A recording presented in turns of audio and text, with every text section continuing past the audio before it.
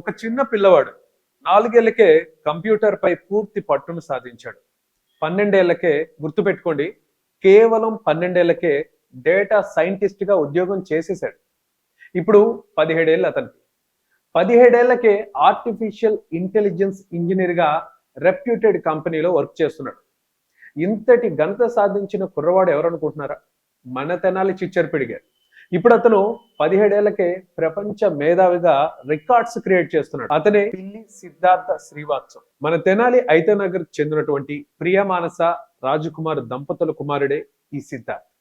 సాధారణంగా మనకి Python, Java, HTML, SQL ఇటువంటి కంప్యూటర్ కోర్సులు నేర్చుకోవాలంటే 21, 22 సంవత్సరాలకి మనకి ఇంజనీరింగ్ అయిపోతుంది. ఆ తర్వాత 1-2 సంవత్సరాలకి అంటే 24 సంవత్సరాల వరకు మనం ఆ కోర్సులు నేర్చుకుంటాం. అది కూడా పూర్తిగా నేర్చుకోం.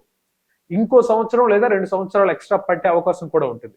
అలాంటిది మనోడు 12 ఏళ్ల వయసుకే డేటా సైంటిస్ట్ గా, 17 ఏళ్ల వయసుకే ఇంజనీర్ ఇన్ ఆర్టిఫిషియల్ ఇంటెలిజెన్స్ అంటే సరిగ్గా ఇంటర్మీడియట్ వయసుకే మనోడు ఇవన్నీ నేర్చేసుకున్నాడు. ఇప్పుడు అతను ప్రపంచ మేధావి.